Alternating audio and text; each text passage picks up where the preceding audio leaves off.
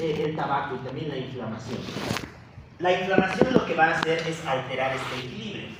Aumenta mucho las proteasas y disminuye las antiproteasas, ¿ya? Por lo tanto, ¿cuál será el resultado total? Si es que tienes muchas proteasas y tienes pocas antiproteasas. Exacto, ¿quién gana, la destrucción o la protección? La destrucción, ¿no? Y como gana la destrucción, vas a comenzar a destruir tu pared, vas a comenzar a destruir tus fibras elásticas. Y de ese modo es como vas a destruir los septos alveolares. Esta es la base que está detrás del enfisema. Un desequilibrio en la relación proteasa-antiproteasa, ¿ya? Muy bien. Dentro de esto podríamos meter a una entidad más que es bien importante. Resulta que una de estas antiproteasas tiene nombre, se conoce como alfa-1 antitripsina. Tiene sentido, ¿no? ¿Qué era la tripsina? Ya me llegó digestivo, ¿qué era la tripsina? ¿Cómo es que es la tripsina?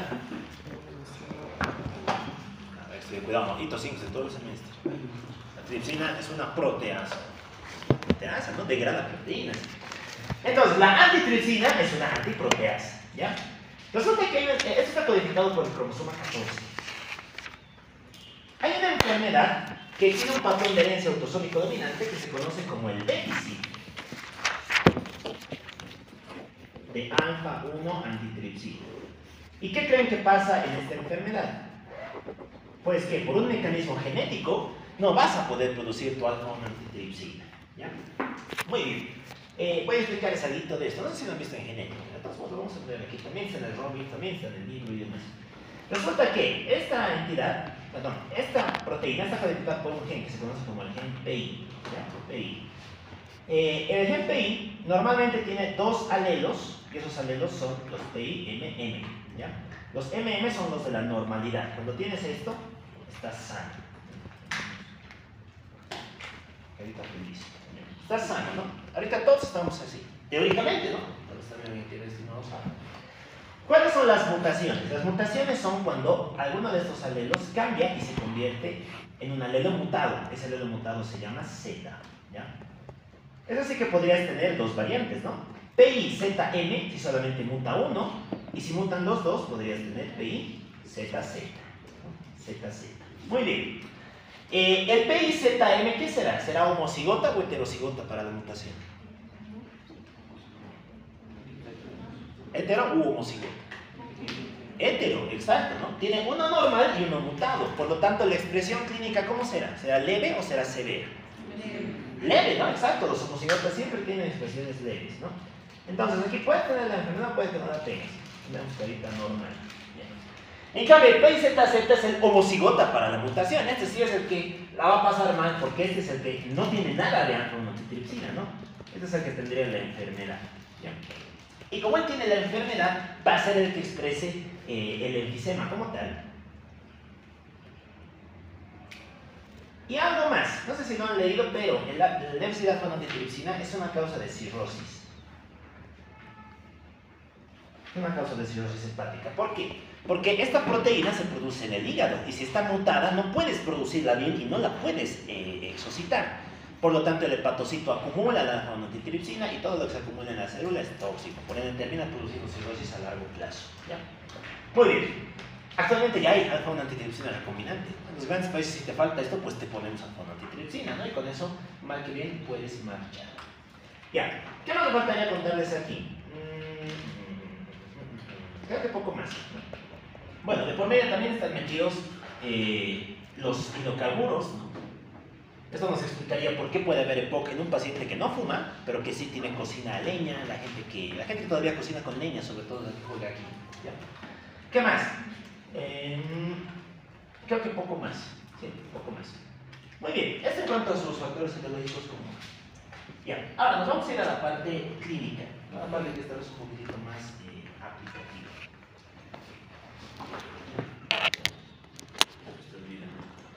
Su fisiopatología, mecanismos y causas, anamnesis, ya, muy bien. A ver, vamos a hablar de esto, ¿no?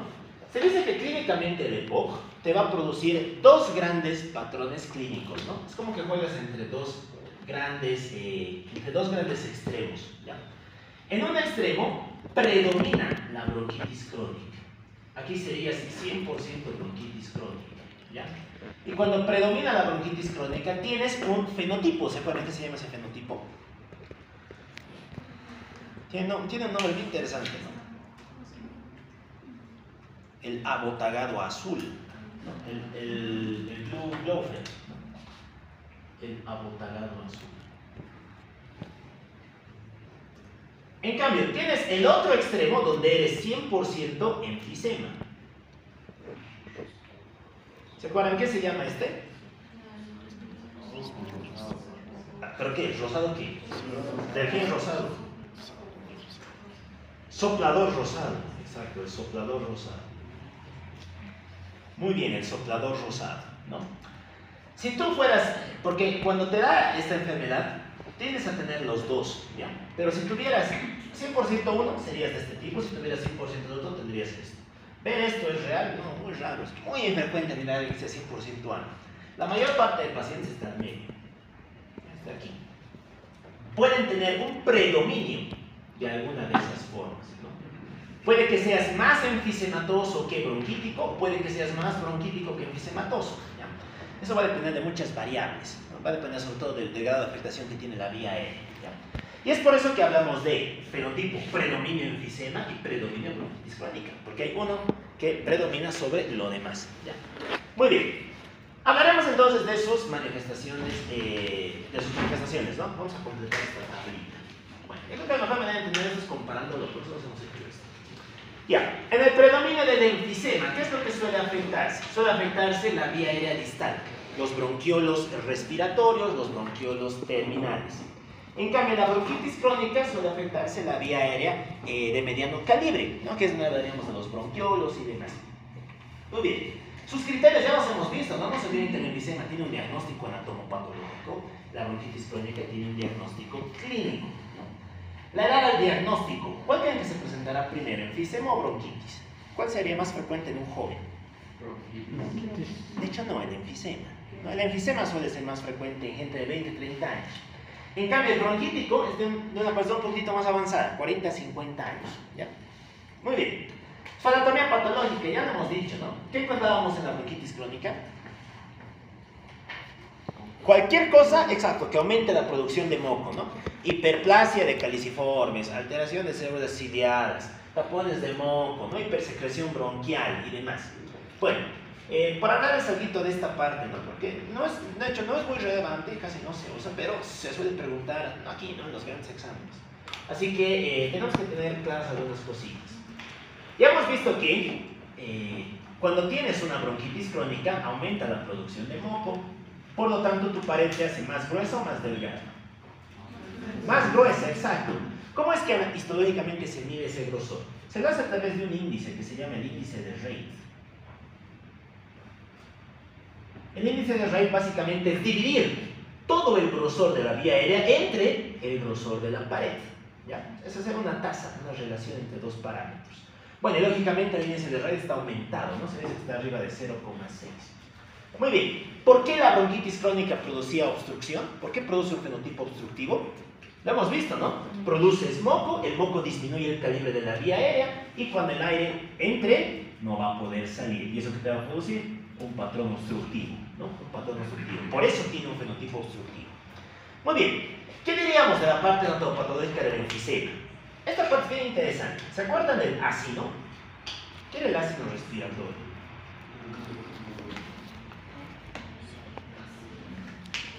La porción de parénquima ventilada por un bronquiolo terminal, ¿no? Un bronquiolo terminal. Muy bien, aquí estaría el bronquiolo terminal, el bronquiolo respiratorio, y aquí es donde estaría el ácido. Entonces, se dice que anatomopatológicamente el enfisema se divide en tres grandes patrones, ¿ya?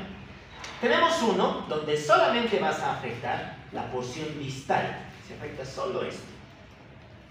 Ese patrón se conoce como patrón acinar distal o lobuligar distal.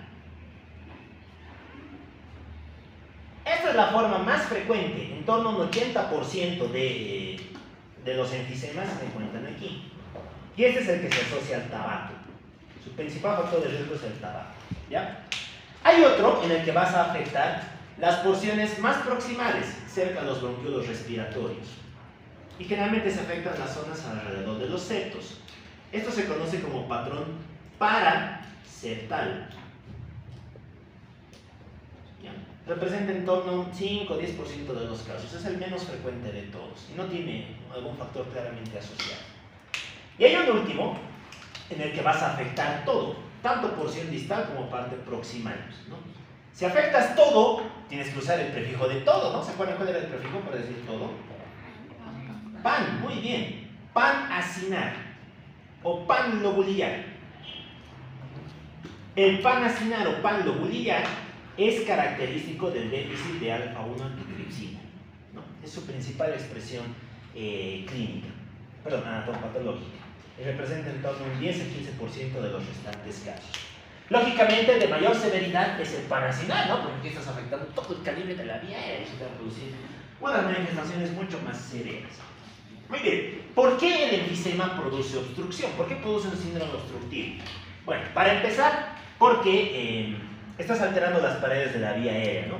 Y esto va a generar una reacción de atrofia, el parénquima se atrofia. Y como hemos visto, se dilata, ¿no? Se hace mucho más grande. Porque estás rompiendo los septos, no estás juntando alvéolos. Y si juntas alvéolos, pues el aire cuando entre va a poder entrar bien, pero va a poder salir. No, porque se va a quedar acumulado aquí, dentro de estos grandes espacios que has creado en la pared bronquial, ¿no? Eso va a hacer que el aire se acumule, por lo tanto la expiración se hace más dificultosa y eso te va a producir un patrón obstructivo.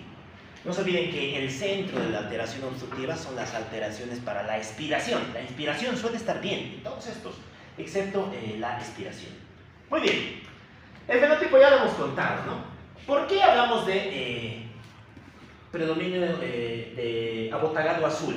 ¿Qué creen que sea un abotagado azul? Lo estamos viendo aquí, ¿no?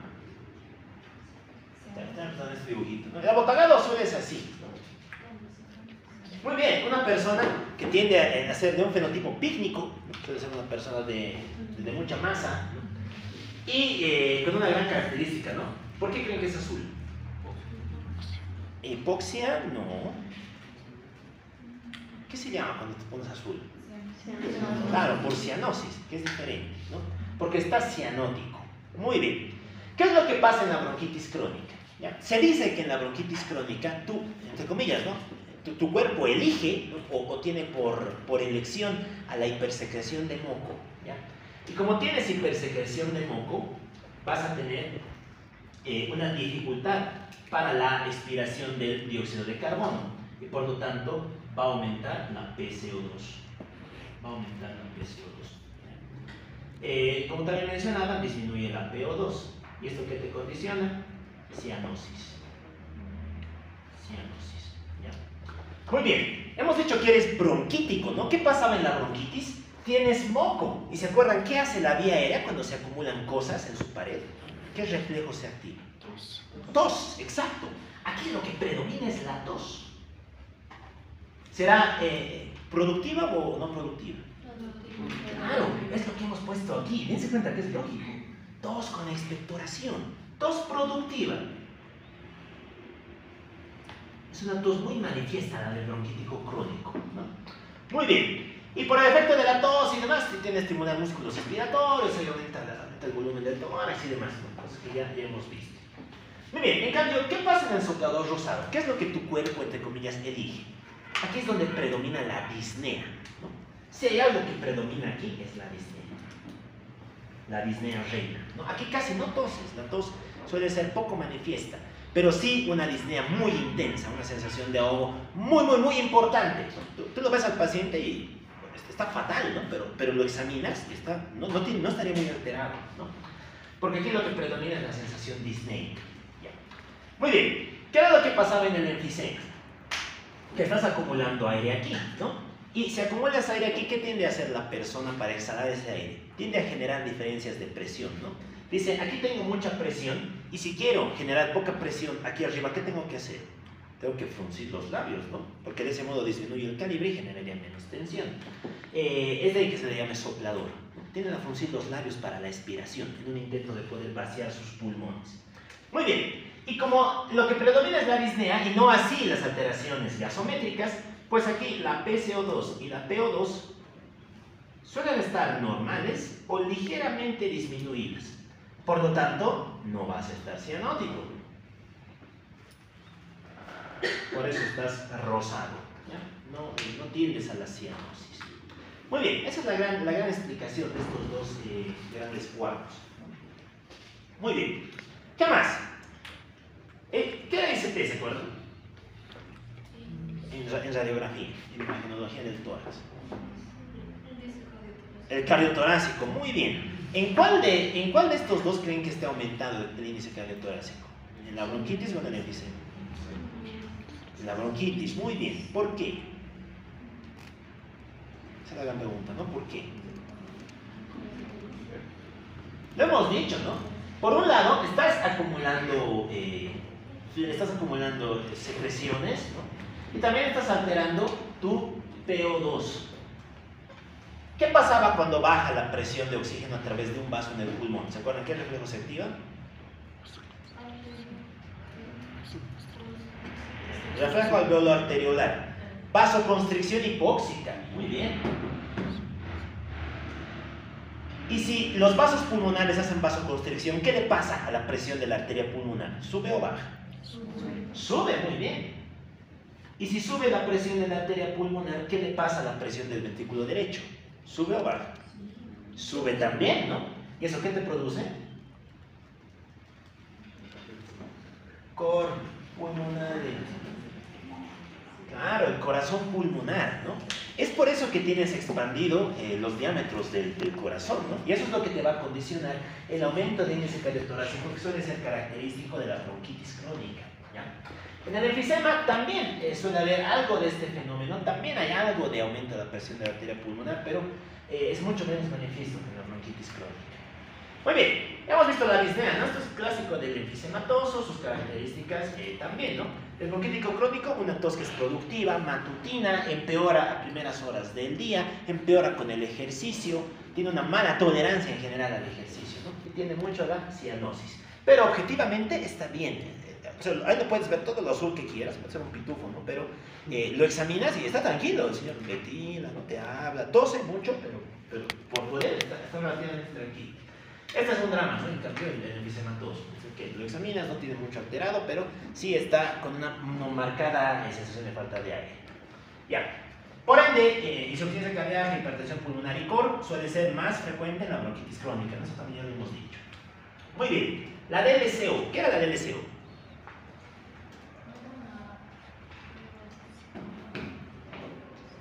Estudio para la difusión del monóxido de carbono, ¿no? ¿Qué es lo que nos mide esto? Difusión, ¿no? En general, la difusión va a estar disminuida, ¿dónde? En el predominio enfisema, ¿no? Aquí es donde la DLCO está baja. ¿Por qué? Porque estamos destruyendo los alveolos, ¿no? Si es que te comes el alveolo, pues disminuye superficie disponible para difusión. Por lo tanto, tienes alteraciones de la difusión, ¿ya? Muy bien. PaCO2 y PO2, esto ya lo hemos contado, ¿no? Suelen estar más alterados en el bronquítico crónico. Ya, ¿qué encontraríamos en auscultación en un enfisematoso?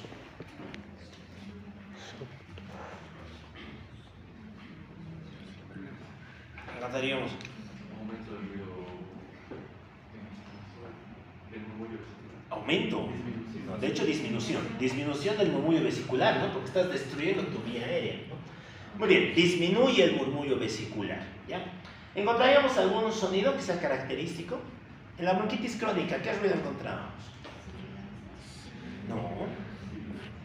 Por poder puede haber, pero la sibilancia es más característica del asma. ¿Cuál es el ruido que nos orientaría más hacia una bronquitis crónica? Los estertores secos. ¿No? Los estertores secos. Muy bien. En cambio, en el enfisema, pues, nada, no tenemos disminución del murmullo vesicular, un poco más. Ya, en la radiografía. A ver, ¿este cuál sería? ¿Este sería un enfisematoso o sería un bronquítico? Muy bien, ¿por qué?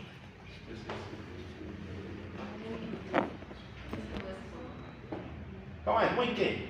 ¿Qué ¿Qué se llama esto? ¿Qué se llama lo negro de la placa?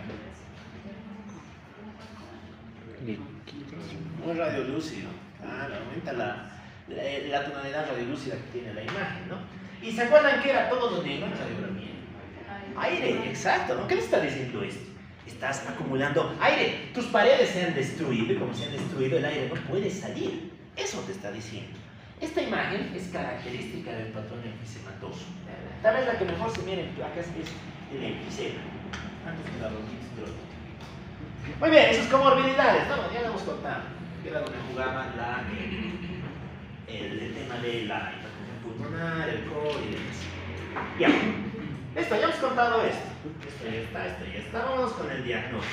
Bueno, ¿cómo es el diagnóstico del EPOC? ¿Cómo se diagnostica un EPOC? ¿Con una? No, el diagnóstico es clínico. Claro, siempre es clínico, el diagnóstico es clínico. Bueno, ahora vamos a ver unos cositos no son tan clínicos, pero bueno, el diagnóstico es clínico. Ya, muy bien. ¿Y qué tiene que entrar dentro de la clínica?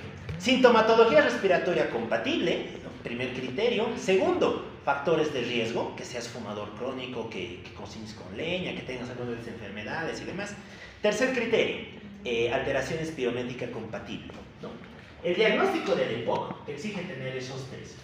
Clínica más antecedente más espirometría con patrón obstructivo. Muy bien. La espirometría ya la hemos contado, ¿no? No se olviden, disminuye el difeno, disminuye volumen expiratorio forzado en el primer segundo, capacidad vital forzada normal o ligeramente disminuida, por eso es que solo baja el difeno. Y un poco más, ¿no? ¿Cuál era la primera alteración en un fumador? Primera alteración espirométrica. Disminución de la FEV, ¿no? Del volumen mesoaspiratorio, del flujo mesoaspiratorio, FEV 2575. ¿Y qué nos traduce eso? Alteración de pequeña vía aérea. También nos habla de alteraciones espirométricas. Muy bien, la DLCO ya lo hemos contado, ¿no? Sobre todo disminuir en el enfisema, aumentar en la bronquitis crónica. Ya, vamos a pasar ahora a cositas bien interesantes, ¿no? Resulta que esto se maneja con una guía, no sé si la conocían, se llaman los protocolos GOLD, la guía GOLD. Bueno, no sé si ya han empezado a leer protocolos de algo. Han debido ver que cuando alguien quiere elaborar un protocolo, ¿qué hace?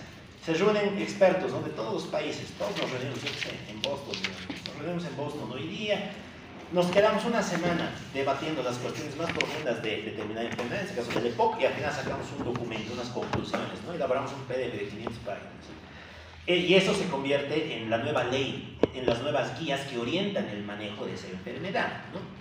El GOLD es eso. El GOLD ha sido un consenso donde se han reunido los grandes expertos del EPOC, se han sentado, han debatido de miles de cosas y al final nos han dado un documento que dice el EPOC debería tratar de manejarse así. Obviamente depende de ti, y esto los que son neumólogos lo van a manejar más profundo todavía. Pero te da pautas para que tú tengas algo en lo que apoyarte cuando enfoques a tus pacientes. ¿Ya? Muy bien. Entonces, vamos a mirar esto. Tablas, números y cuadros. Bueno. Esta parte es bien interesante, ¿no? Es bien importante. ¿Qué te dice la guía GOLD? ¿Qué te dicen las grandes escalas? Bueno, los protocolos de las guías GOLD te dicen que el EPOC debería valorarse en dos grandes parámetros, ¿ya? Por un lado, tienes que confirmar que se trate de un EPOC, ¿no? ¿Y cómo se confirmaba? Con clínica, espirometría compatible, una espirometría que es irreversible. No se olviden que la obstrucción en el EPOC es irreversible, a diferencia del asma que es reversible, ¿no? Y que finalmente le des una estadificación. ¿Cómo es que puedes estadiar estadificar al EPOC? Lo haces a través del valor de la FEV, a través del valor de la FEV sub 1, ¿ya? Es ahí donde han nacido los grados GOLD. Se dice que hay 4 grados GOLD, 1, 2, 3, 4, ¿ya? Los cuales van determinados por el valor de la FEV sub 1 al cual están asociados.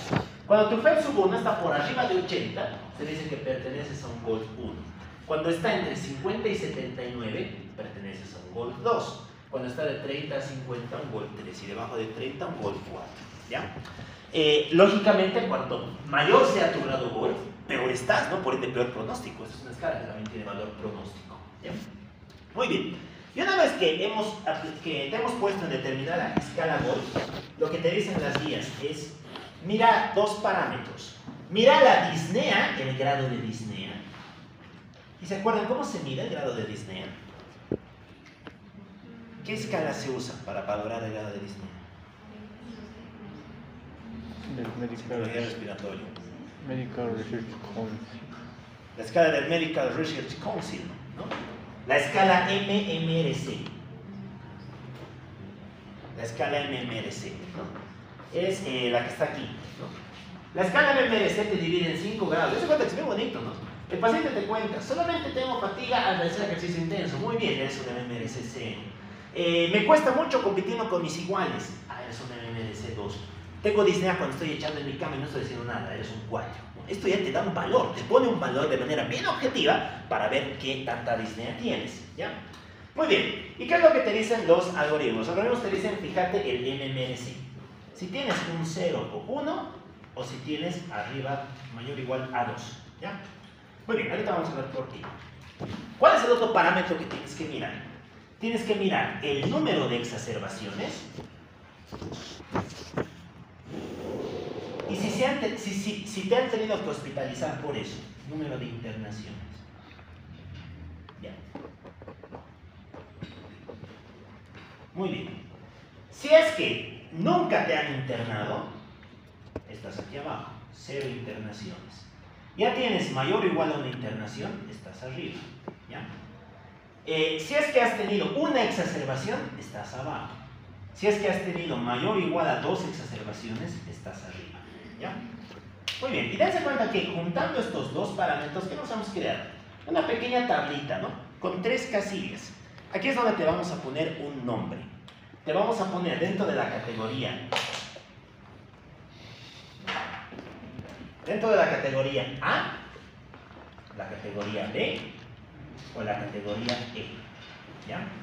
Estos son los estadios de clasificación del EPOC. Tú puedes ser un tipo A, un tipo B o un tipo E. ¿Qué necesitas para ser tipo A? Tener una disnea entre 0 y 1, nunca haberte internado, una exacerbación. Si tu disnea ya es muy alta, automáticamente pasas a ser B. Si en cualquier momento te has internado o has tenido más de 2 exacerbaciones, automáticamente eres E. Y este parámetro es importante, ¿por qué? Porque eso te permite determinar el tratamiento, ¿no? ¿Qué te dice la guía GOLD? La guía GOLD te dice, fíjate esto. ¿Por qué? Porque si es que eres un tipo A, te vamos a dar determinado tratamiento. Y ese tratamiento consiste en el uso de 2 grandes tipos de fármacos. Los LAMA y los LAVA, exacto, ¿no? LAMA-LAVA. LAMA-LAVA, ¿no? ¿Se acuerdan qué son los LAMAs y los LAVAs? ¿Y los LAVAs? ¿Y los LAMAs? Los dos son de acción larga, ¿no? Long action. Antimuscarínicos, muy bien, estos son antimuscarínicos, ¿no? Y AB, adrenérgicos, ¿no? Los adrenérgicos, muy bien. Entonces, si eres un A, te dice, usas LAMA, LAVA o LAVA. Depende de ti, tú puedes usar LAMAs o puedes usar LAVAs. ¿Qué pasa si eres B? Si eres B, las guías te dicen, dale un LAMA más un LAVA. Aquí tienes que dar 2 fármacos para lograr control de la enfermedad, ¿ya? Y si eres grado C, ¿qué te dice? Te dice, medí algo. Por algo se llama E, ¿no? Te dice, medí los eosinófilos. Y ustedes dirán, ¿por qué has saltado aquí el eosinófilo? Bueno, ¿se acuerdan qué hacía el eosinófilo? ¿Dónde juega el eosinófilo? En las reacciones de hipersensibilidad. Aquí es donde podrías tener un fenotipo que se llama fenotipo asma EPOC. Eso también está en el cicinio, ¿no? Resulta que hay 3 grandes fenotipos. Bueno, el de peor manejo es este, fenotipo asma EPOC. Es cuando tienes datos de EPOC, pero también tienes algunos datos de asma, ¿no? Por eso te manejas mal. Muy bien. Te dicen, fíjate cuántos eosinófilos tienes. Arriba de 300. Pides una analítica, pides un hemograma, te fijas cuántos eosinófilos tienes en sangre periférica, ¿ya? Si tienes más de 300, ¿qué creen que tenemos que dar? Tenemos que dar LAMA, más LAVA, lo mismo, ¿no? Más, ¿cómo podemos controlar al eosinófilo? ¿Cómo lo podemos mantener quieto? ¿Qué fármaco se les ocurre que nos podría ayudar ahí? Corticoides. Claro, corticoides. ¿Por qué vía?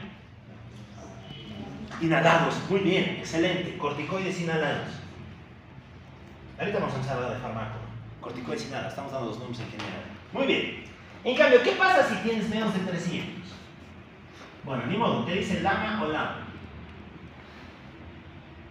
Igualito que si fueras un grupo B, ¿ya?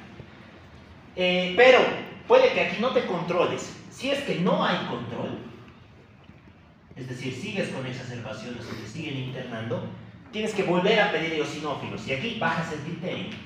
Eosinófilos mayor a 100. Si es que son mayor a 100, en esta segunda ocasión, ¿no? Y yo que sé, tiene 150, pues aquí sí pasas. LAMA más corticoide, ¿no? Ya asocias corticoide, porque con LAMA y LAMA no te basta, tienes que asociar corticoide. En cambio, si es que sigues debajo de 100, ya te dice asociar otras cosas, ¿no? ¿Y qué otras cosas más podrías asociar aquí? Bueno, aquí juegan dos fármacos bien interesantes. Juega el roflumilast, y juega la acitromicina.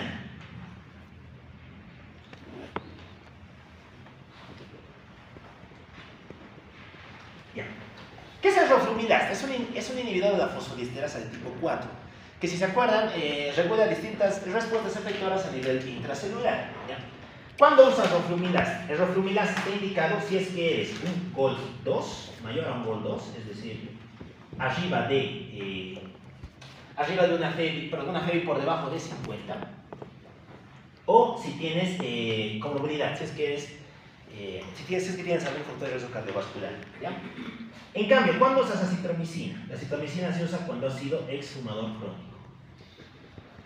¿Qué es la acitromicina, se acuerdan?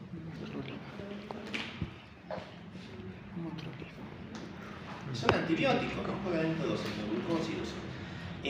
Pero también se ha visto que tiene papel inmunomodulador. Por eso es que en el COVID se usaba acitromicina. No se usaba por su rol antibiótico, sino se lo usaba porque es un inmunomodulador. Y se cree que, más bien se ha visto en los ensayos clínicos, que ayuda a modular la respuesta inmunitaria aquí, ¿ya? Por eso es que asocias acitromicina. Muy bien, ¿no? Esto es el tratamiento de mantenimiento del EPOC. Porque como hemos visto, el EPOC puede tener tu estado crónico, digamos, ¿no? Tu estado normal, y puedes tener crisis, puedes tener exacerbaciones. La exacerbación se maneja de manera diferente. Ya, repasamos rápidamente esto, porque vamos a salir para el asma. ¿Qué lamas conocen? ¿Se acuerdan cómo se dividen, no ven? Los tratamientos del EPOC.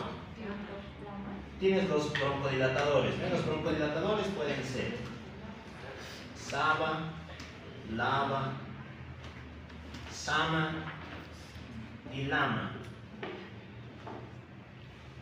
Bueno, para eso estuvimos hablando árabe, ¿no? Pero son los nombres que tienen: SABA, LABA, SAMA y LAMA. Lo mismo, SA quiere decir short action, de acción corta, ¿no?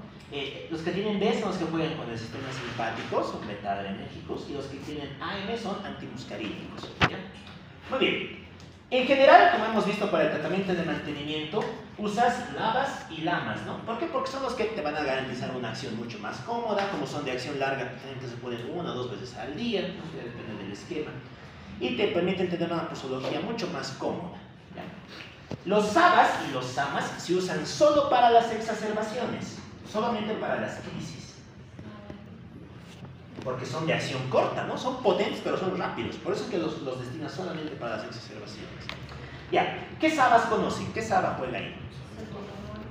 Ya, el salbutamol, ok. Todos los demás suelen jugar dentro de los LABAs, ¿no? El salmeterol y demás. Ya, ¿qué SAMA? Las SAMAs de acción corta no son muy importantes. Los LAMAs son más importantes. ¿Qué LAMAs conocen? El hipatropio, ¿no? Muy bien, el tiotropio, el hipatropio, el bromuro de hipatropio y demás, ¿no? Esos suelen jugar también en esta categoría. Ya, muy bien.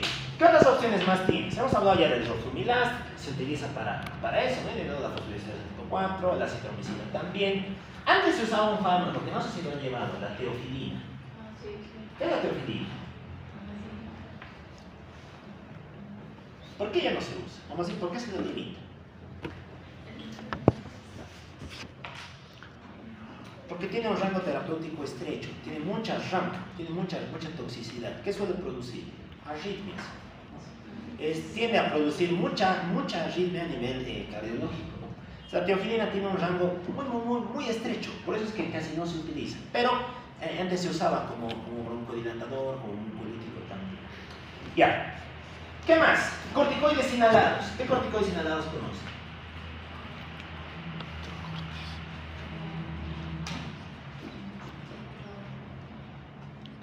¿Cuáles?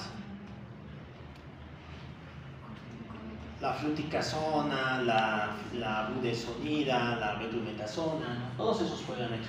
Bien importante que sean inhalados, ¿no? ¿Podemos usar corticoides sistémicos, corticoides IV? Sí, pero ¿en qué contexto?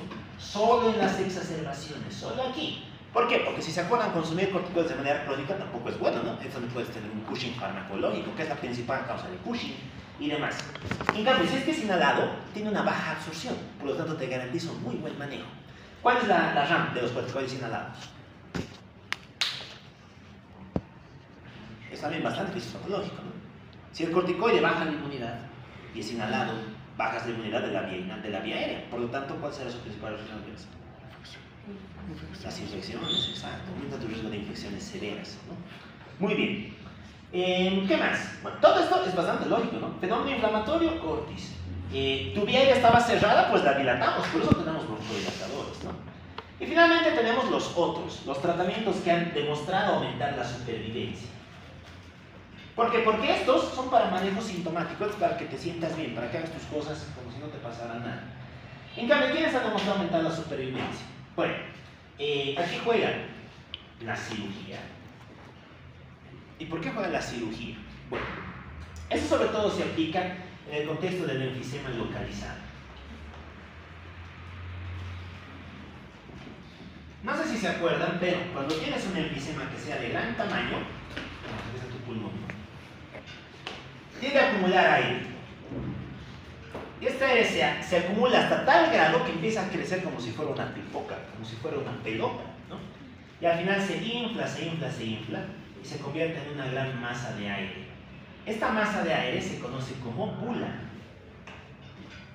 Estas son las famosas bulas, no se escribe bulla, las bulas del enfisema, ¿ya? Y aquí es donde está el problema, ¿no? Ahí es donde se está acumulando el aire. ¿Qué pasaría si es que yo vengo, bueno, en este caso yo no, si vienen dos cirujanos, vienen con su cuchillo y te cortan? ¿Seguirás con el problema? Ya no, pues no, claro. Muerto el perro se acabó la rabia, ¿no? Muerta la zona, pues ya has aliviado el problema. Esto te proporciona un manejo sintomático muy bueno cuando la enfermedad es refractaria al manejo farmacológico. Ya he demostrado aumentar la supervivencia. ¿Qué más? Aquí también jugaría el ejercicio de moderada intensidad. Bueno, el ejercicio tienes miles de beneficios a nivel de la parte respiratoria, ¿no? No vamos a entrar mucho en eso. ¿Qué más? Aquí aparecen dos elementos que son bien interesantes. El oxígeno crónico domiciliario y la CPAP, perdón, la BiPAP. La BiPAP, ya. ¿Cuándo vas a poner oxígeno? ¿Cuándo creen que pondrías oxígeno? Pensaremos, ¿para qué le pones oxígeno a alguien? Porque no está oxigenando bien, claro. El oxígeno crónico se pone cuando tienes una PO2 por debajo de 55 o cuando tienes una PO2 por debajo de 60 más comorbilidades cardiovasculares. Tienes insuficiencia cardíaca, tienes hipertensión, has tenido un infarto, ¿no? Se lo pone 16 horas por día, ¿no? Si estás en tu cama 16 horas con tu tanque de oxígeno y estás mucho mejor. Mejora mucho la supervivencia. Muy bien, y la BiPAP, ¿se acuerdan? ¿Cuándo poníamos estas cosas que te vienen en el PAP? Ya hemos hablado de una, ¿no? ¿Cuál? Del SAOS, ¿no? También se usaba en el SAOS. Bueno, resulta que el BiPAP lo vas a utilizar cuando tienes hipercapnia. Si es que tienes una PCO2 muy alta o un fenotipo que asocie SAOS también, pues se puede utilizar BiPAP, ¿no? Es cuando te vas con esto a tu casa, te pones a ventilar ahí y listo, mejora tu supervivencia. Muy bien. De última, si es que nada de esto funciona, pues ya te queda lo último del último, ¿no? Que es el trasplante. El EPOC es la principal causa de trasplante pulmonar, por si no lo sabían. Y actualmente ya se trasplanta eso también, ¿no? Depende del segmento que te hayan quitado y demás. Es un shock trasplantar cosas, ¿no? Que es bueno. Pero es lo último del último, si es que ni con esto has podido lograr mejorías. Muy bien, y finalmente les voy a contar ahorita de la principal escala pronóstica que tiene el EPOC, ¿no? Que es la escala Bode. Muy bien, ya hemos hablado de las escalas, la limitación del flujo. Estas son las dos principales escalas pronósticas que se manejan al momento de la valoración del paciente con EPOC. No hay que memorizar, actualmente hay calculadoras, ¿no? Te instalas una calculadora, son aplicaciones de celular, metes esos valores y la misma calculadora te da el valor, ¿ya? Son valores, son escalas pronósticas, simplemente hay que saber que existen. Sirven para dar valor pronóstico al desarrollo y al cuadro evolutivo que tiene el EPOC, ¿ya? Bueno, el EPOC es una patología muy estudiada, por eso tiene tantas cositas que podemos contar. Muy bien, necesito hacer el mundo del EPOC. Vamos con el asma. A ver, ¿qué es el asma? ¿Cómo definiríamos asma? ¿Lo puedo borrar? Ya. ¿Qué es el asma? Tengo que volver a hacer el mismo esquema.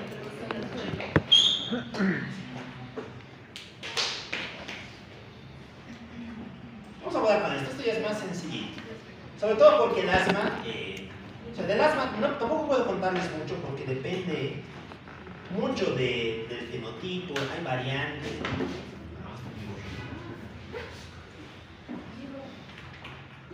En general aquí el manejo suele ser mucho más individualizado. El asma es más difícil de manejar, ¿no? Pero, bueno, tiene también sus guías y demás. Ya, ¿qué es asma, muchachos? ¿Cómo definirían asma? Es un trastorno obstructivo reversible.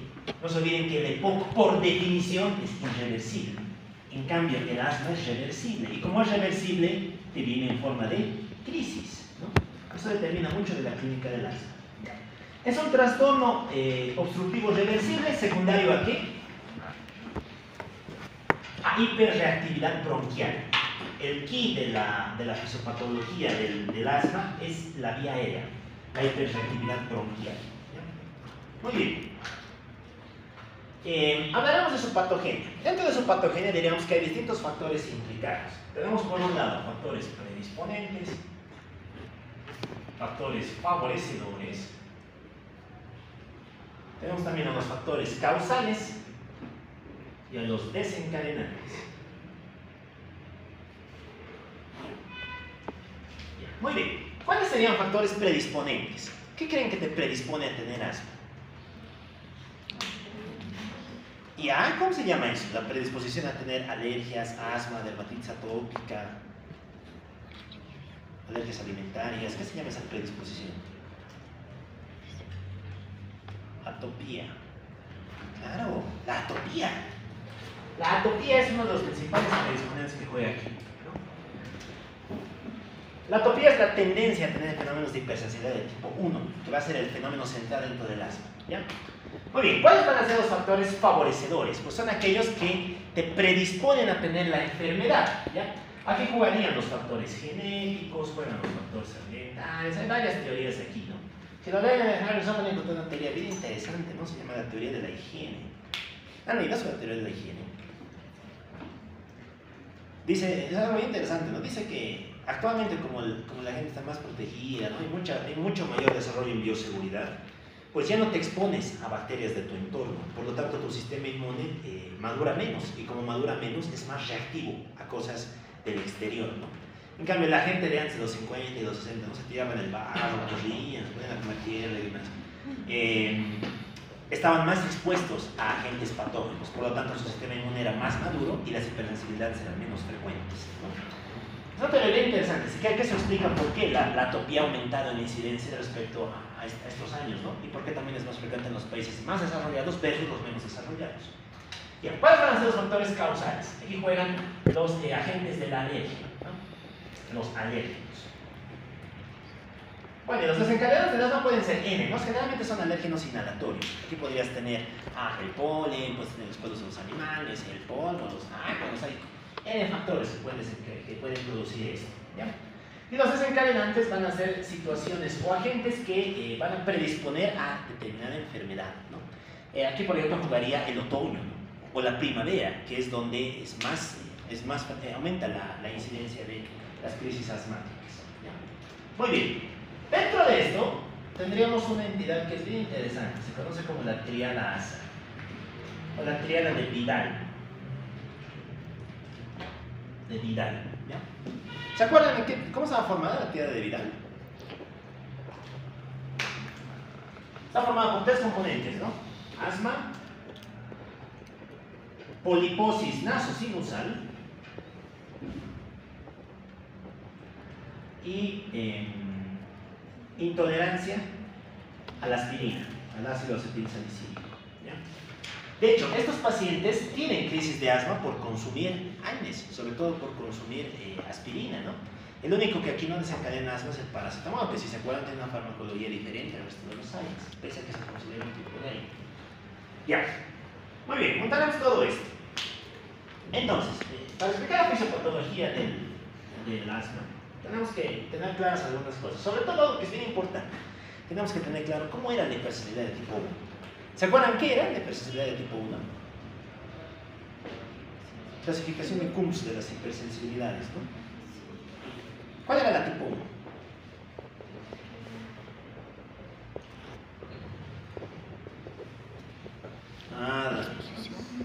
Aquella que depende del IgE, aquella que depende de la inmunoglobulina E. ¿Cuál era la tipo 2? Dependiente de anticuerpo. La tipo 3, dependiente de inmunocomplejo. La tipo 4, la celular. ¿Ya? Bueno, entonces nos acordamos que en las hipersensibilidades de tipo 1, vamos a volver a nuestro epitelio.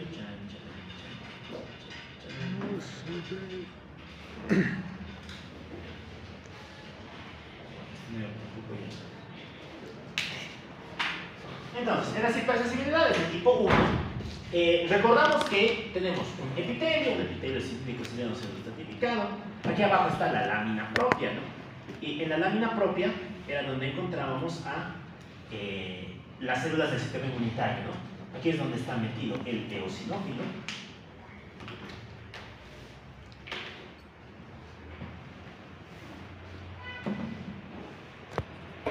Rosadito de eosinófilo, núcleo bilobulado, múltiples de algunos eosinófilos.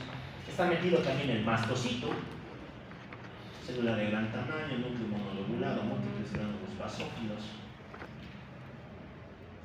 Y están metidos los demás, el linfocito T y el polimorfo nuclear. Ya, muy bien. ¿Qué es lo que pasaba en la hipersensibilidad de tipo 1? Tú estás genéticamente predispuesto a desarrollar respuestas de hipersensibilidad. Eso quiere decir que vas a detectar antígenos del medio externo, en este caso de la vía aérea, y vas a responder anómalamente contra ellos. ¿Ya? Muy bien. Si se acuerdan, hay dos grandes etapas aquí, ¿no ven? La primera etapa, que es la sensibilización, el primer encuentro con el antígeno. ¿Qué es lo que pasaba en la sensibilización? Como tú tienes células autorreactivas, pues tienes un tipo especial de linfocito que se llama linfocito T helper, el TH. Este, como está mutado, como está alterado, detecta al antígeno, y una vez que lo ha detectado, va a empezar a desencadenar mecanismos de respuesta contra ese antígeno, ¿no? ¿En qué van a consistir esas respuestas? Por un lado, se convierte en linfocito TH2. Y este paso es central, la conversión de linfocito TH2. ¿Se acuerdan qué interleucinas se necesitaban para este paso? Diferenciación en vía TH2.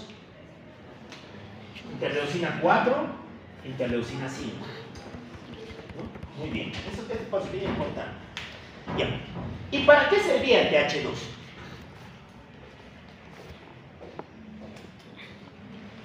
El TH2 sirve para dirigir la inmunidad humoral, ¿no? Este lo que va a hacer es activar a un linfocito B para que empiece a producir distintos tipos de inmunoglobulinas. En este caso, va a producir también interleucina 4, 5 y 6, y de ese modo es como el linfocito B va a comenzar a producir anticuerpos.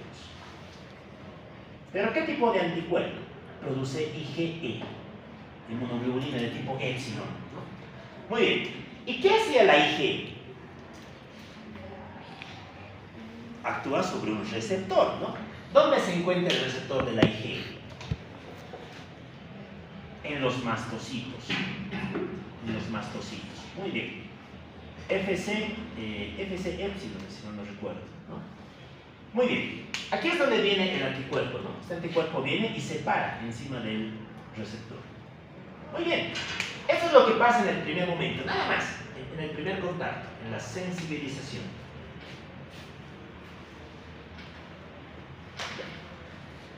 Digamos que va a pasar un mes y ahora te vuelves a encontrar con el antígeno, ¿no? ¿Qué pasa en este segundo contacto? Que ya estás sensibilizado. Y como ya estás sensibilizado, ya tienes los anticuerpos hechos. Entonces, este antígeno va a venir y se va a unir al anticuerpo que ya tenía. Se va a unir al anticuerpo. Y una vez que se une al anticuerpo, se activa el receptor. Y si se activa el receptor, fiesta, ¿no? Porque el mastocito se va a degranular, libera sus mediadores. ¿Y se acuerdan qué mediadores libera el mastocito? Libera dos tipos de mediadores, ¿no? Mediadores primarios y mediadores secundarios. Preformados y neoformados. ¿Qué mediadores primarios nos interesan? Aquí es donde va a jugar la histamina. Muy bien. ¿Por qué? ¿Qué hace la histamina a nivel de la vía aérea? ¿Es broncodilatador o es broncoconstrictor? Exacto, ¿no? Si se acuerdan, la histamina es vasodilatador, pero a nivel de la vía aérea es broncoconstrictor. Entonces, este, como ya está hecho, como es preformado, como está listo para ser liberado, va a inducir una broncoconstricción. Una broncoconstricción temprana. De hecho, este va a ser el gran responsable de que apenas te encuentres con el alérgeno, sientas la sensación de dificultad de aire. ¿Ya? ¿Y cuáles son los secundarios? Aquí juegan los derivados del ácido araquidónico. ¿Se acuerdan qué era el ácido araquidónico?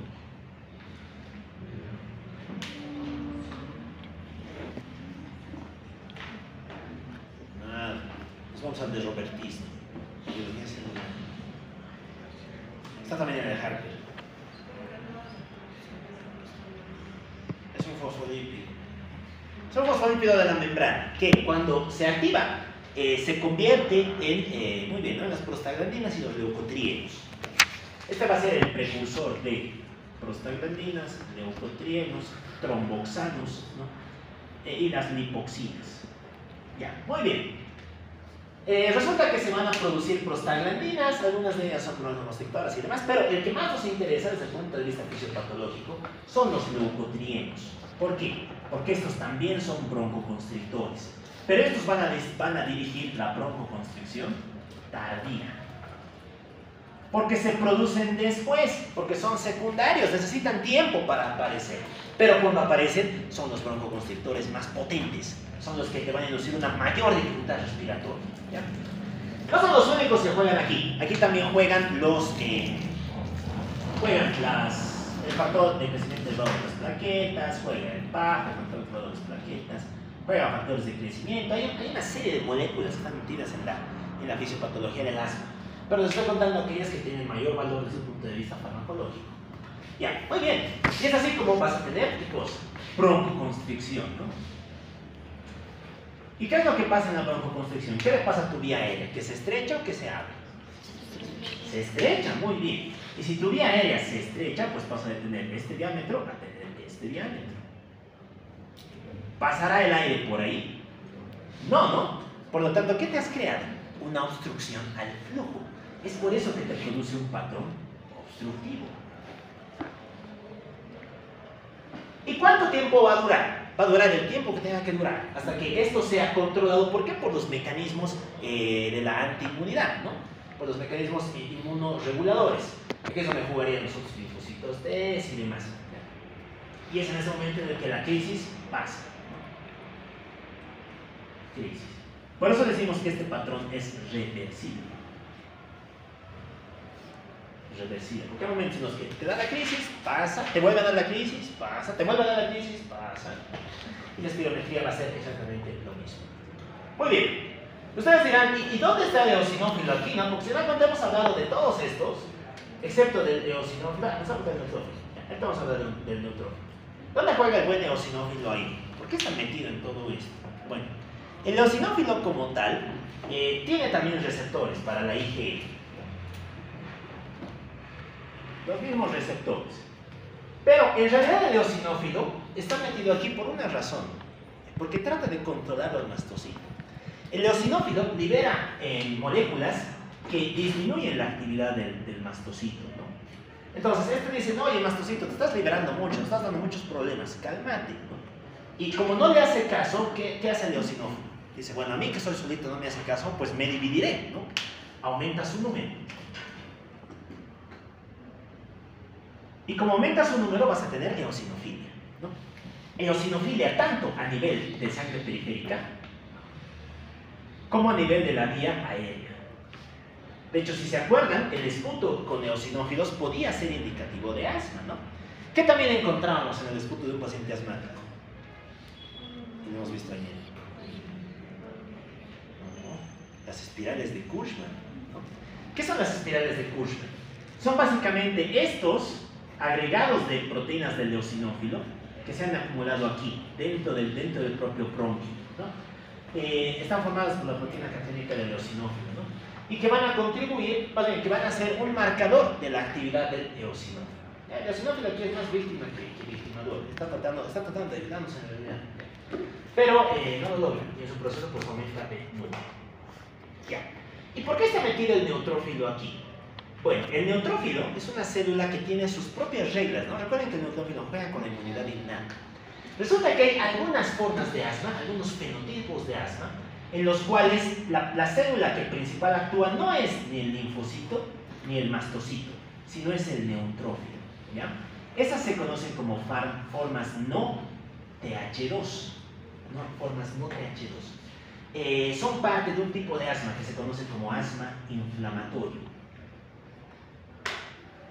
Porque si se acuerdan, el neutrófilo tiene una gran cantidad de enzimas derivados de sus lisosomas que no sirven para hacer broncoconstricción, sino que sirven para destruir tejido. El neutrófilo es una célula para destruir cosas. Cuando el neutrófilo se mete, destruye la vía aérea. Es el que empieza a liberar catalasas, colagenasas, elastasas, hidrosinas y demás, ¿no? Y cuando juega, ya no es bueno, ¿no? Porque cuando juega, destruye la vía aérea y te produce cambios irreversibles en la vía aérea. Este es el que te produce las secuelas a largo plazo del asma. Y este es luego el que peor, son las formas de asma de peor manejo, ¿no? De peor pronóstico. Muy bien, el eosinófilo también tiende a producir cambios terminales, ¿no? Cambios a largo plazo, por el tipo de enzimas que libera, porque se activa y empieza a liberar proteína eosinofílica, proteína catiónica, neurotoxinas y demás, que también van a inducir cambios en la vía aérea. Esos cambios se conocen como remodelación. Bueno, yo creo que todos estamos felices con nuestro cuerpo, ¿no? Cualquier cosa que sea remodelable, pues nunca es bueno, desde el corazón hasta el pulmón. La remodelación de la vía aérea ya no es reversible, y esto desde luego compromete mucho la calidad de los pacientes a largo plazo. Ya, muy bien, este es el asma. Me ha faltado algo exclusivo, pero bueno.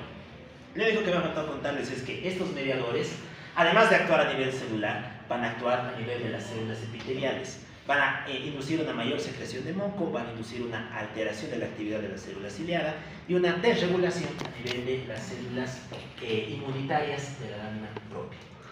Lo mismo, se produce mucho moco, por eso es que algunas personas se expectoran y alteran la barrera ciliar que deberías tener. Ya, muy bien.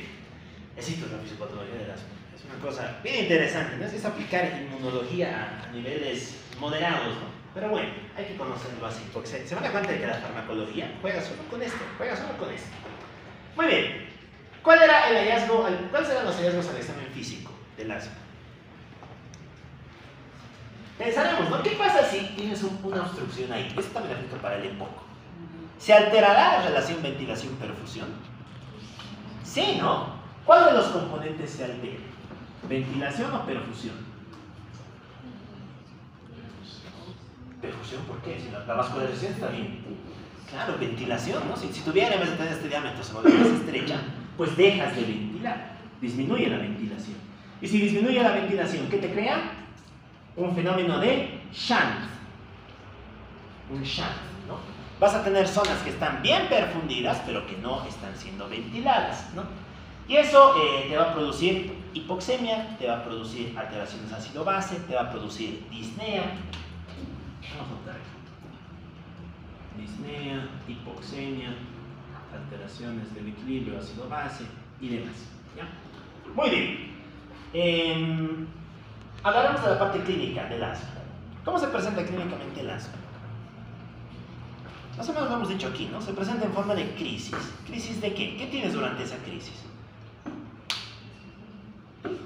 Disnea, exacto. La principal marca es la disnea, ¿no? Son crisis de disnea. Y es por eso, por alteración de la relación ventilación-perfusión. Ok, con sensación de dificultad respiratoria. Muy bien. ¿Qué más? Si en ese momento te auscultamos, ¿qué encontraríamos? Exacto, es por eso, ¿no? La vía aérea se ha vuelto tan estrecha que cuando el aire pasa por ahí tiene otro sonido. Es similar a un silbado, ¿no? Si nosotros queremos silbar, ¿qué tenemos que hacer? Fruncir los labios, ¿no? Tenemos que disminuir el calibre de la vía aérea. Es por eso que silbamos, aquí pasa lo mismo. Por eso se genera una sibilancia, ¿ya? ¿Qué más? Eso, fuera de la crisis, ¿escucharemos sibilancias? No, exacto. Fuera de la crisis no tienes nada, estás normal, estás sano, estás tranquilo.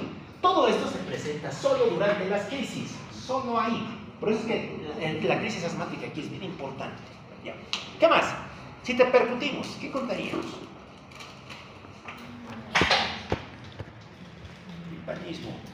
Hispanismo por la retención de aire. ¿Ya? Solo durante la crisis, nuevamente. Bueno, eso en cuanto a la parte clínica del asma. Te hacemos una espirometría. ¿Qué tenemos que mirar en la espirometría? Ya, difenol por debajo de cuánto? 0,7. Muy bien. Ya. Pero hemos dicho que el EPOC tiene lo mismo, ¿no? Ustedes dirán, entonces, ¿cómo diferenciamos EPOC de asma? Bueno, por la palabra mágica, ¿no? Es reversible. Esta palabra es mágica en el asma, es clave. ¿Y cómo demostramos reversibilidad? La reversibilidad se demuestra a través de un test que se llama el test de la broncodilatación. Bueno, no tiene mucha novedad, ¿no? Te vamos a poner un broncodilatador durante la espirometría y ahí vamos a ver cuánto cambia tu FEV, tu FEV sub 1. Si es que tu FEV sub 1 sube arriba de...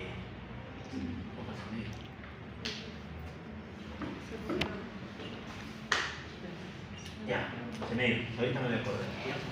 Tiene que subir, tiene que mejorar respecto al valor normal. ¿Ya? Si mal no recuerdo, tiene que subir un 20%, 200 ml.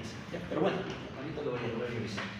Tiene que mejorar. Si es que mejora, asma. ¿Ya? Si es que no mejora, bueno, aquí tienes dos alternativas, ¿no? Puedes decir, oye, tal vez no es asma, pero por algo aceptas este algoritmo, ¿no? Es porque tienes antecedentes. Entonces, ¿qué te dicen las guías? Las guías te dicen probar otra cosa. Puedes probar un estudio que se llama PENO. En este caso, en vez de poner monóxido de carbono, vas a poner óxido nítrico, ¿no? Y lo mismo, esperas a ver qué tanto óxido nítrico exhalas. Si es que es arriba de 40 partes por billón, asma. ¿Ya? Si no, pues aquí ya tendrías una de dos, ¿no? O revaloras, te dice, ¿estás seguro? O si no, puedes hacer algo que se conoce como test de provocación. Como hemos visto, el asma te viene en forma de crisis provocadas por estas cosas. Entonces, ¿qué puedes hacer? Tú provocar la crisis, ¿no? Le pones estos y ves si es que ocurre la crisis en ese momento. Obviamente, cuando estás en el hospital, pues si pasa, tienes todo a la mano, ¿no? Entonces, eso es un test de provocación. Si es que es positivo, asma. Si es que es negativo, lo mismo. ¿Seguro será? No, lo puedes meter a preguntar si todo está bien. Es básicamente esa la secuencia que se sigue, porque el asma puede ser una entidad de muy difícil diagnóstico si es que no se lo sabe manejar bien. Los neumólogos son los que manejan este apartado. Ya. Muy bien, vamos a hablar del diagnóstico. Hay una guía, ¿no? Que es la guía de la... Aquí tiene su propio protocolo, se llama la GINA. La GINA. Lo mismo, aquí es donde están los grandes expertos del manejo del asma, en el comité de la GINA. Bueno. ¿Y qué te dicen los de la GINA? Los de la GINA te dicen, cuando vas a manejar un asma, necesitas ponerlo en determinados escalones, en determinadas escalas. Ahí es donde aparece la clasificación de la GINA.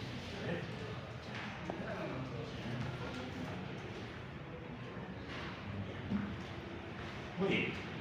Aquí está el diagnóstico, ¿no? Ya lo hemos contado. Este es no. Eso es lo que te dice la GINA, ¿no? Pon a tu al paciente en determinado escalón. Y fíjense que según el escalón, tú le vas a dar determinado tratamiento, ¿no? Muy bien. El tratamiento en general se divide en tres grandes componentes. Tienes el tratamiento a demanda, esto es si lo necesitas, si sientes que te falta aire, usas esto, pero no estás obligado a hacerlo. Y el tratamiento de elección, ¿no? El de elección es el que tendrías que mantenerlo de manera sostenida a lo largo del tiempo, ¿ya? Tiene escala, se divide según el número de crisis. Aquí si tienes 0 una al mes, más de 2 al mes, más de una por semana, con al menos una nocturna. Así es como se van agrupando los escalones, ¿ya? Bueno, lo que me interesa antes que sepan los escalones es que entiendan por qué se dan todos estos fármacos, ¿no? Y se van a dar cuenta de que son cosas bastante lógicas. Para el manejo del asma tenemos una gran cantidad de medicamentos, ¿ya? Pero el central, el fármaco pilar del manejo del asma, ¿cuál creen que es? ¿Cuál creen que sea? Basado en todo lo que hemos contado. ¿Dónde está el problema del asma? ¿Cómo está el problema del asma? En el medio ambiente, ya, pero el medio ambiente no lo puedes controlar, es muy difícil, ¿no? ¿Dónde estaría el segundo problema? Claro, aquí, ¿no? En la hipersensibilidad, en tu sistema inmunitario. El problema está ahí. Entonces, ¿qué tratamiento podrías dar para modular a tu sistema inmunitario? Un inmunosupresor. Claro. El fármaco central del manejo del asma, y actualmente todo paciente con asma tendría que tener esto, es un corticoide inhalado. Esa es la base. Sobre eso vas a construir todo. Y si se dan cuenta, ¿qué dice todo? Glucocorticoide, glucocorticoide, glucocorticoide, glucocorticoide, glucocorticoide. En todo lado está el glucocorticoide. ¿Por qué? Porque la enfermedad es inmunitaria. La enfermedad tiene un mecanismo inmunológico. Y si tiene un mecanismo inmunológico, dale algo que va a controlar al sistema inmunológico. Y ese algo se llama corticoide inhalado. Muy bien. Aquí podríamos entrar con lo mismo, ¿no? La glutazona, etc. Y para darle repartir en el corticoide inhalado. Ya. ¿Qué otra cosa más puedes dar? Broncodilatores. Claro, broncodilatadores, ¿no? Pilar es esto es GOTS. Le pondremos tier S. Y a partir de aquí pondríamos los segundos tiers, ¿no? Tier A, digamos. ¿Quién podría entrar en tier A? Los broncodilatadores, estoy de acuerdo. Pero dense cuenta que la broncoconstricción, ¿qué es? Es una consecuencia de la respuesta inmunitaria. Por eso es que esto no es GOTS, por eso es que esto está una escala por debajo, ¿ya? Muy bien, y aquí entraríamos con lo mismo, ¿no? O sea, aquí tienes a elegir los adrenérgicos, ¿no? Tienes a elegir LAMAs o SABAs. En general, tienes a elegir LABAs. Por poder puedes poner perfectamente LAMAs, ¿no? O SABAs, por poder puedes, pero tu pilar siempre van a ser los LABAs y los SABAs. Ya. ¿Qué otra cosa más podríamos dar? Aquí iríamos con los otros, ¿no?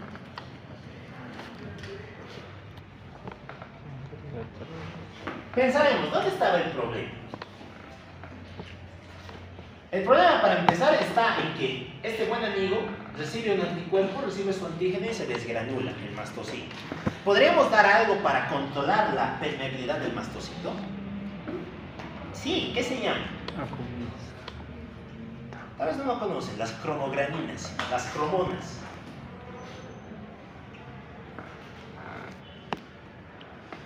Las cromograninas son moduladores de la reactividad del mastocito. Van a evitar que se degranule con tanta facilidad, ¿ya?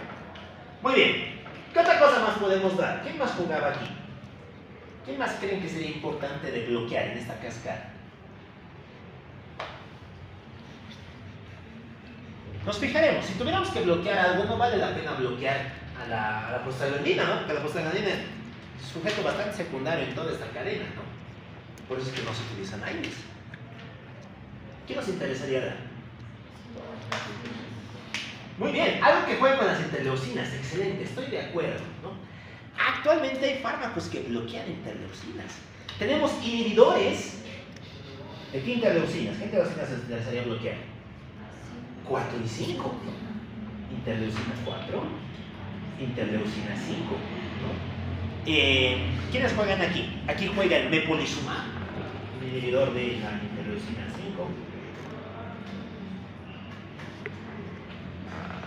Y dentro de los inhibidores de angiotensina 4 juega el nivolumab. Lo mismo, ¿qué quería decir APS? ¿Se acuerdan? ¿MAP? ¿Qué quiere decir MAP? Monoclonal antibody. Exacto, anticuerpo monoclonal. Tú creas esto en el laboratorio y dices, muy bien, me está dando problemas en interleucina 4, entonces ¿qué hago?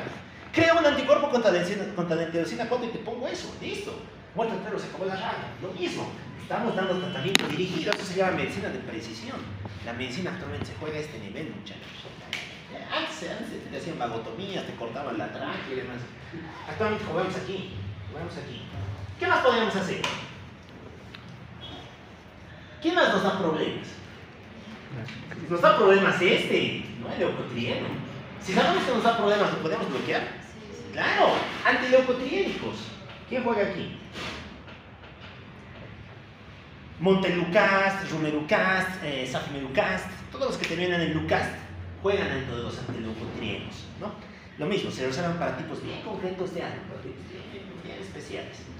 Ya, ¿qué más me faltaría contarles? ¿Qué anticuerpo es el que estaba jugando aquí? Fíjense, la idea es tratar de bloquear la mayor parte de dianas centrales y que no tener muchas reacciones adversas, ¿no? ¿Qué anticuerpo jugaba aquí? La IgE, exacto. ¿Podremos bloquear al IgE? ¿Podremos bloquear a un anticuerpo con otro anticuerpo? Sí, se puede. Y actualmente eso se hace. Tenemos un anti-IgE. Un anti-IgE. Aquí juega el ocrelizumab, que es otro anticuerpo monoclonal. Y si se dan cuenta, todos esos ya juegan dentro de estas escalas, ¿no? El tiotropio, los antileucotriénicos, la citromicina, todo lo que les he contado. El omalizumab, este es un anti-IgE, el mepolizumab, el benralizumab es otro anti-interleucina 4, el reslizumab, el dupilumab, el tezepelumab. Todos estos son anticuerpos monoclonales. La medicina también se juega a este nivel. Ustedes constituyen tienen que jugar ese nivel también, si no se van a quedar abajo. Hay que llegar a este nivel. Muy bien, yo creo que se entiende de por qué es que se da todo esto. ¿No? Dense cuenta que tiene una explicación bastante fisiopatológica. Ya, para cerrar el tema del asma, vamos a hablar de los fenotipos del asma, porque hay varios fenotipos. ¿Ya? ¿Qué nos decía la clasificación clásica? Nos decía, el asma se divide en dos grandes fenotipos: asma intrínseco y extrínseco, ¿no? Bien bonito. Era una clasificación bastante sencilla, ¿no? Clásica. Me parece la más didáctica, pero bueno, por lo menos hay que saberla por historia. Actualmente esto es obsoleto, ¿no? Con todo esto ya no tiene valor. ¿Qué te decía la clasificación del asma intrínseco? Te decía que aquí el problema estaba en un fenómeno de hiperreactividad, ¿no? Secundaria de distintos agentes de tu entorno. En cambio, el extrínseco es aquel que está mediado por agentes del medio externo, ¿no? por antígenos, inhalados y demás. Actualmente se habla de otros tipos de fenotipos, ¿no? De hecho, este dibujito, que es el que está en el...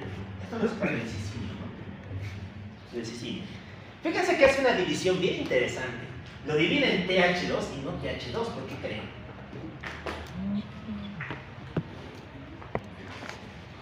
¿Por qué creen que hace esa división? ¿Qué era el TH2? El linfocito T que regula esta respuesta, ¿no? Tienes esta otra manera de dividir al asma. Las formas TH2 y las formas no TH2. ¿Quiénes juegan dentro del asma TH2? Aquí juega el asma alérgico, todos lo conocemos, es el asma de toda la vida. Juega el asma inducida por ejercicio. Este es un fenotipo bien interesante en el que la persona hace ejercicio y tiene crisis asmática. Fuera de eso no tiene más crisis, ¿no? Y es lo mismo, porque tienes determinados agentes que están jugando aquí, ¿ya? El asma eosinofílico, y dentro de este juega la triada de Vidal. ¿Por qué creen que se llama asma eosinofílico? Porque el principal mediador de su fisiopatología es el eosinófilo. Este es el que nos da más problemas en esa forma de asma, ¿ya? Tiene sentido, ¿no? Todos estos, ¿de qué dependían? Del TH2. Recordamos que el TH2 es central en la personalidad tipo 1, la reserva de los eosinófilos y demás. ¿Ya? ¿Quiénes van a ser no TH2? Juegan las otras formas. Juega el asma neutrofílico, que como hemos visto, ¿no? Aquí el neutrófilo juega su propia bola y empieza a hacer tonteras. Y el asma asociada a otras entidades, como el asma asociado a obesidad. ¿Ya? Bueno, Esta es una clasificación más interesante, es más nueva y desde luego tiene valor pronóstico. ¿Por qué? Porque todo lo que hemos contado es muy útil para el asma TH2. Este tiene un buen manejo. En cambio, si tienes estos, las pasas un poquitito más negras, porque aquí el manejo es más dificultoso, tratamiento difícil, de comillas. Para que entiendan que el manejo depende mucho del paciente, aquí individualizas cosas, juegas con otros tipos de mediadores, ¿ya? Muy bien, hay uno que también es el fenotipo clínico. El fenotipo clínico lo divide en varias categorías: asma temprano, asma alérgico, asma tardío y demás. Relacionado con desencadenantes. Hay algunas situaciones que te desencadenan asma. Aquí tendríamos nuevamente el asma alérgico, si tu desencadenante es un alérgeno. El asma inducido por trabajo, por actividades ocupacionales, si es que aparece en el contexto de tu labor. El asma inducido por ejercicio, si aparece cuando estás ejercitándote. Hay el asma desencadenado por la menstruación, que también es típico de ciertas mujeres. Tenemos el asma desencadenado por los fármacos, ¿no? Ahí jugaría el Vidal y demás. Y finalmente el asma grave no controlada. Bueno, es básicamente lo que hemos contado: T2 y no T2. T2 y no T2. Ya. Para cerrar esta partita del asma, vamos a dar algunas pinceladas de cosas bien puntuales. ¿Ya? A ver, asma en embarazada, ¿se trata, sí o no? Vamos a hablar de situaciones especiales. ¿Qué hacemos si está embarazada? O le cortamos el broncodilatador. Sí, con el asma. Que siga, bueno, tal vez no tiene ninguna crisis durante el embarazo. ¿Cómo es que le digo? Sí, se mantiene el tratamiento. ¿Por qué? Porque el asma, una crisis asmática está asociada a daño obstétrico. Puede desencadenar un parto prematuro, puede desencadenar una RPM y demás. ¿Con qué se maneja? ¿Le damos tiotropio? ¿Podríamos darle SABA o LABA? Sí. No, el útero tiene receptores beta. Claro, tiene receptores beta 2. Podrías generar ahí una interacción entre el uso farmacológico, ¿no? ¿Qué manejas entonces? Corticoides. El pilar son corticoides. Se mantiene el tratamiento de una mujer embarazada.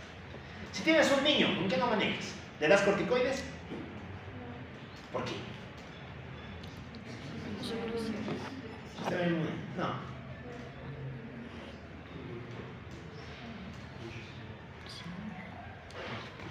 Porque alteran el crecimiento cuando se da de manera crónica. En general, tu primera línea cuando eres niño son SABAs y LABAs. Te apoyas en eso antes que en cortis. ¿Qué más? El asma ocupacional. El asma ocupacional sí se maneja de entrada con montelukast. El asma ocupacional. Es la única situación en la que el montelukast está por encima de cualquier otro fármaco. El asma ocupacional. ¿Ya? Muy bien. Y poco más, ¿no? Lo demás ya depende mucho del contexto y del fenotipo del cual corresponde al paciente. Ya, ¿se acuerdan qué se llama esta imagen? Eso es típico de la crisis asmática. Y de la crisis asmática muy severa. Yo esto nunca lo he visto, pero bueno, está descrito. La hiperclaridad pulmonar, ¿no? Fíjense que estamos viendo unas zonas bastante negras, ¿no? ¿Por qué? Porque estás acumulando aire. Tu vía aérea se ha cerrado durante la crisis. Bueno, si es que alguien es medio loco, ¿no? En vez de atenderte te hace una placa. Pues veríamos esto, ¿no? La detención de aire dentro del parénquima pulmonar. ¿Qué veríamos en una gasometría? ¿Qué creen?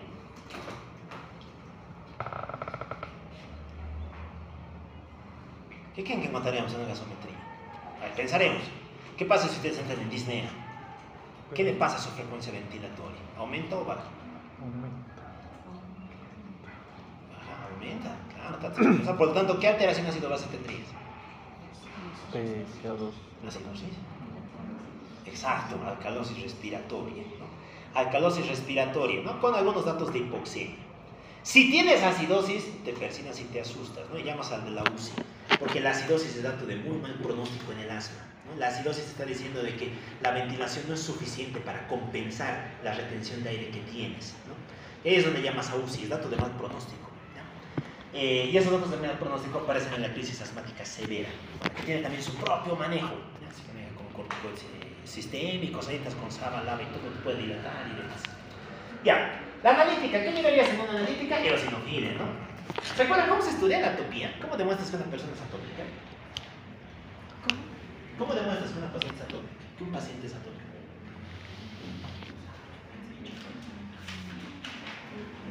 ¿Qué dice la gente? El Prink test, ¿no?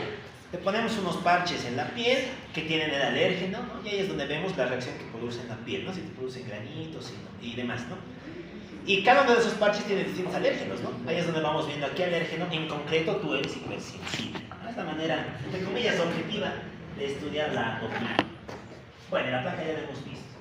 Muy bien, what's in the no me entendés, madre mía. Ya nos hemos tirado mucho tiempo con eso. Pero eso que son patologías recontra interesantes. Ya. Vamos a hablar de estricto más y nos vamos. Vamos a parar más. Estos son 2 pinceladas, nada más. Ya. Bronquiectasias, la última entidad de los trastornos obstructivos. ¿Ya? No se olviden que son 3 los grandes obstructivos: EPOC, asma, bronquiectasias. Su definición aquí está: dilatación bronquial mayor a 2 milímetros, anomalía irreversible por destrucción de todos los tejidos del cuerpo. Ya. Sus causas, ¿qué causas creen que puedas tener para que te produzcan una bronquiectasia, una dilatación de ese hueco? ¿No? ¿Qué podría producirte tremendos huecos en tu pulmón? Las infecciones. La principal causa de las bronquiectasias son las infecciones. ¿Ya? Por cualquier agente: el S. aureus, el neumococo, el Haemophilus, la pseudomona, la moraxela, los anaerobios, los gram negativos, todos ellos tienden a producir bronquiectasias. ¿Qué más? Un bacilo ácido alcohol resistente del interés respiratorio, ¿no? La TB también juega aquí, ¿no? Muy bien. Por su etiología, las bronquiectasias pueden ser de 2 tipos: diseminadas y localizadas. Las diseminadas afectan todo el parénquima pulmonar. Aquí tendrías infecciosas y no infecciosas. Las infecciosas ya las hemos contado, bacterianas, virales. Y las no infecciosas son bien interesantes. ¿Por qué creen que podrías tener bronquiectasias no infecciosas? Aquí juegan tóxicos del medio, gases inhalados y demás. Juegan la fibrosis quística. Si se acuerdan, la FQ te produce bronquiectasias a nivel pulmonar. ¿Qué más producía la FQ? La fibrosis quística.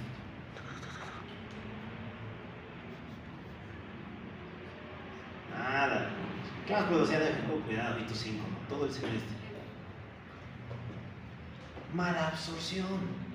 Claro, síndrome malabsortivo, insuficiencia pancreática exógena, pancreatitis crónica y bronquiectasias, ¿no? Las grandes manifestaciones de la FQ. ¿A qué se debía la FQ? Mutación en cromosoma 9 del gen de CPTR, ¿no? Con el canal regulador de la transductasa y la fibrosis quística. Ya. ¿Qué más? Tenemos las ciliopatías. No sé si han escuchado de las ciliopatías en genética. Son enfermedades de los cilios, ¿no? Son síndromes bien interesantes. Ya, el principal es el síndrome de Cartagener.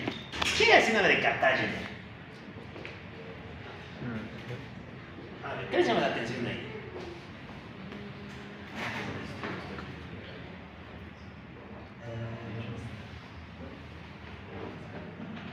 Sí, esta es. ¿Qué les llama la atención? Que un pulmón no está muy visible. Ya, muy bien. Uno de los pulmones tiene una excesiva cantidad de aire, ¿no? Y la otra tiene una cantidad de aire. Ya. El Cartagener se debe a una disfunción de los cilios, a una mutación en una proteína que corresponde a la proteína sanadora de los microtúbulos y que va a producir 3 grandes manifestaciones, ¿no? Si no tienes cilios, tu epitelio cilíndrico ciliado pseudoestratificado no funciona, por lo tanto, mayor riesgo de infecciones, y si hay mayor riesgo de infecciones, mayor riesgo de bronquiectasias, ¿no? ¿Qué más produce el Cartagener? El Cartagener produce esterilidad, si es que eres mujer, porque tus trompas no tienen cilios, y si no hay cilios, el ovocito no puede llegar al útero.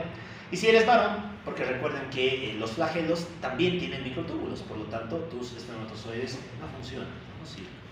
Entonces, también eres estéril. Y la tercera gran manifestación, el situs inversus totalis. ¿Se acuerdan qué era el situs inversus? ¿Cambio de? Ya, exacto, ¿no? Porque si se acuerdan, durante la embriogénesis, el disco bilaminar expresa un cilio, el cilio nodal, y el cilio nodal es necesario para dirigir la simetría izquierda-derecha. Ya, ¿qué más? Tenemos el síndrome de Campbell, el síndrome de Williams-Campbell, que es una dilatación de la vía bronquial, una dilatación excesiva de las paredes bronquiales. El síndrome de Young es la otra mitad del síndrome de Cartagener. También vas a tener bronquiectasias, esterilidad, azospenia y demás. El síndrome de uñas amarillas, ¿no? Que es, tiene lo que dice el nombre, ¿no? Uñas amarillas más, bronquiectasia, sinusitis, rinitis, mucha afectación del IR alta. Y el síndrome de Meniere's-Kuhn, ¿no? El síndrome de Meniere's-Kuhn es esto, es una aplasia del cartílago bronquial. Fíjense cómo son los bronquios, son cosas bastante delgadas, ¿no? Porque no tienen cartílago. Y como han perdido su pared cartilaginosa, pues vas a tener unas grandes cavidades que van a ser llenas de líquido. ¿Qué más observamos? Una bronquiotraqueomegalia, ¿no? Una excesiva dilatación de la tráquea secundaria a la debilidad de sus cartílagos hialinos. Ya, dentro de la localizada aparece el síndrome de Sawyer-James McLeod, ¿no? ¿En qué consiste el James McLeod? También se conoce como el hemipulmón transparente, ¿no? Vas a tener uno de los pulmones que es muy oscuro, ¿no? Tiene una excesiva retención de aire. Se debe a una malformación en el desarrollo de sus paredes. Ya, clínica de la bronquiectasia. ¿Qué producía? Tos crónica con expectoración, ¿no? El signo de la copa. Toses ahí y la copa se sedimenta en 3 grandes capas. Y es una expectoración que es fétida, purulenta y muy maloliente. Son grandes datos que tiene la bronquiectasia. ¿Qué más asociar? Hemoptoicos, ¿no? Puedes tener trazas de sangre dentro de la expectoración que presentas. Muy bien, el diagnóstico suele ser clínico, ¿no? Pero también tiene un importante componente imagenológico, de hecho es bastante necesario para su diagnóstico. ¿Se acuerdan cuáles eran los signos clásicos de las bronquiectasias? El tranvía. Tenemos 2 signos clásicos, ¿no? El primero es este, el signo del raíl de tranvía. Estas marcas que se delinean sobre la silueta cardíaca representando las raíles del tren. ¿Cuál es el segundo signo? El signo del anillo, ¿no? Que representa lo mismo, una cavidad llena de aire que está rodeada por una pared con exudado. Muy bien, ¿y el tratamiento cuál es? ¿Cómo que se puede tratar esto? Broncodilatadores, pero no hay bronquios. Aquí ha muerto de bronquios. Tienes un hueco en tu pulmón. Bueno, el tratamiento sintomático, ¿no? Si se complica, te damos antibióticos. Punto. Ahora, si es que se complica muchas veces, te operamos, te quitamos la bronquiectasia y listo. Pierdes una parte del pulmón, pero también pierdes la bronquiectasia que te está produciendo el cuadro. Muy bien, estos serían los tratados objetivos, muchachos. Ya, esto lo vamos a ver el día lunes, ¿no? Todavía nos falta la otra parte dura, que son los trastornos restrictivos. Pero bueno, lo mismo, no les vengan en su caso tomando un tecito, ¿no? Comiendo alguito, si no, vamos a morir con la clasificación de las más diferenciales. Muy bien, esto muchachos, lo vamos a dejar ahí.